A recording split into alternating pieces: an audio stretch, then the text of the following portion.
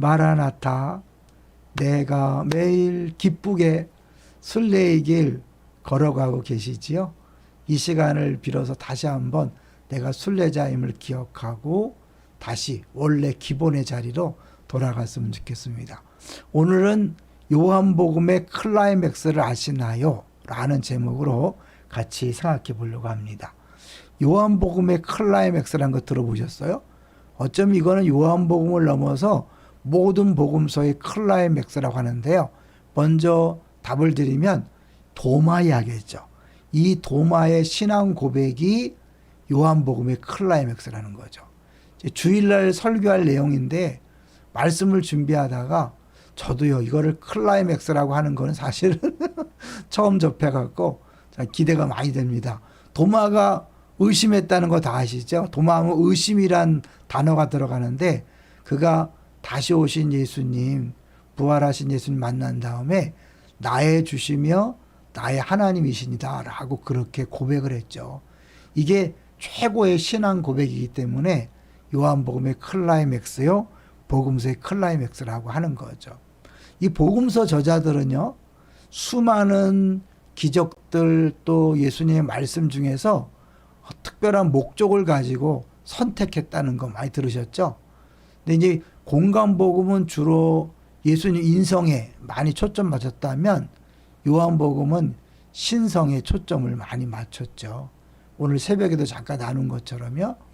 이제 제가 오늘은 요한복음 1장 14절 18절을 가지고 설교하고 내일은 마태복음 2장 1절부터 12절 가지고 설교하고 모레는 요한복음 20장 24절부터 29절까지를 설교하기 때문에 세 편의 설교를 제가 어제부터 집중적으로 준비하고 있는데요. 준비하면서 제가 먼저 더 은혜를 받더라고요. 요한복음의 기록 목적이 뭐였죠? 잘 아시는 것처럼 요한복음 20장 31절 예수님이 누구이신가를 알고 믿어서 영생을 얻게 하려는 것이다. 이게 요한복음의 목적인데 그 예수님이 누구이신가를 정확히 알고 고백한 사람이 바로 도마였다는 거죠. 근데 이 도마가 어떻게 그런 고백을 할 수 있었나? 좀 어려운 용어로 더블 마인드. 예수님께서 이 더블 마인드 기법을 썼다고 그렇게 얘기하더라고요. 이거는 이제 커뮤니케이션 교과서에 나오는 용어인데요. 어떻게 보면 말 따로 행동 따로라고 할 수 있는데요. 쉽게 얘기하면 예수님께서 말씀한 것과 행동하는 것이 따르잖아요. 뭐냐면 예수님이 그랬죠. 도마를 어떻게 꾸짖으면서 야 보지 못하고 믿는 자가 복되다 라고 말씀하셨어요. 그리고 나서는 뭐예요? 바로 이어서 내 손가락을 이리 내밀어 내 손을 보고 내 손을 내밀어 내 옆구리에 넣어보라. 그래야 믿음 없는 자가 되지 말고 믿는 자가 되라.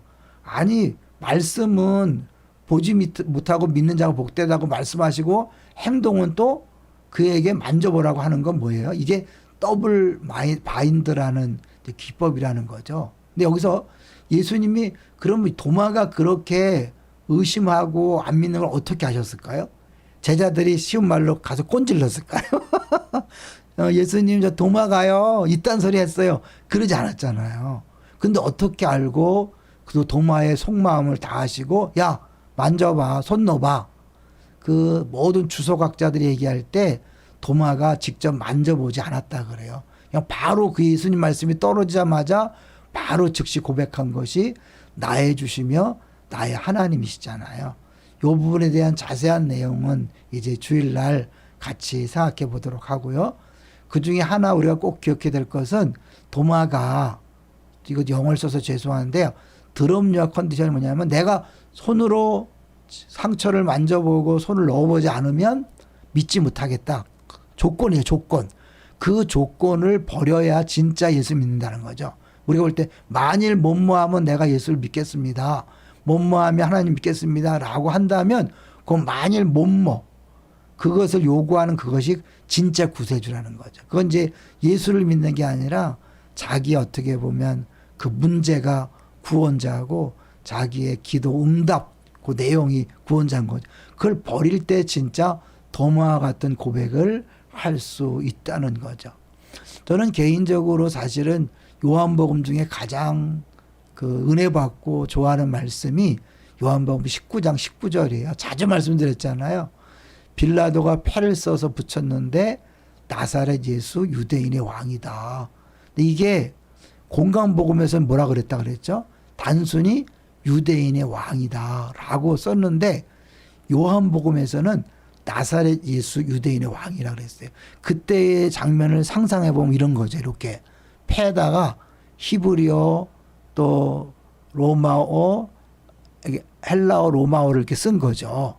이게 헬라어죠. 로마어고. 이렇게 했는데 요거를 구체적으로 보면 그 히브리어 있잖아요. 맨 위 히브리어가 요 내용이에요. 그래서 예수와 나사렛, 유대, 멜렉, 유대. 그러니까 유대인의 왕 나사렛 예수거든요. 요 첫자, 요걸 따면 여기 바로 여기 여호와거든요. 여호와. 이 그림을 설명할 수 있어서 좋아요. 그러니까 십자가에 못 박히신 예수가 왕을 넘어서서 하나님이라는 것을 이 빌라도의 손을 빌어서 쓴 거죠. 빌라도가 그렇게 쓸 때 사람들이 자칭이라 쓰라 그랬을 때 빌라도는 아니다. 나는 내가 쓸 걸 썼다. 그러니까 결국 예수님께서 왕이라는 것을 넘어서서 하나님이라는 것을 그 패에다 쓴 거죠. 저는 이 사실을 처음 이제 접하고요. 얼마나 그 감사하고 감격했는지 몰라요. 한 번 더 고백하면 이제 그 십자가에서 유대인의 왕이라고 썼다는 거는 제가 그 단기 선교 가서 카자흐스탄에 단교 선교 가서 그 유대인 랍비 출신의 목사님을 통해 들었고 감동이었는데 이 나사렛 예수 유대인의 왕이라는 거는 우리 예전에 있던 그 김태원 전사님이 설교 시간에 하는 걸 보면서 또 제가 깨닫고 감동을 받았어요. 그러니까 그때부터 이 말씀이 얼마나 은혜가 되는지 몰라요. 예수님이 그렇게 비참하게 죽었지만 그 십자가상에서 유대인의 왕이라 선포가 되고 하나님이라고 그 선포가 될 때 히브리어, 로마어, 헬라 했다는 자체가 하나님의 놀라운 일하심, 또 그 십자가가 얼마나 하나님께 영광이요 예수님께 영광이요 하나님 일하시는 방식인가를 알게 된 거죠.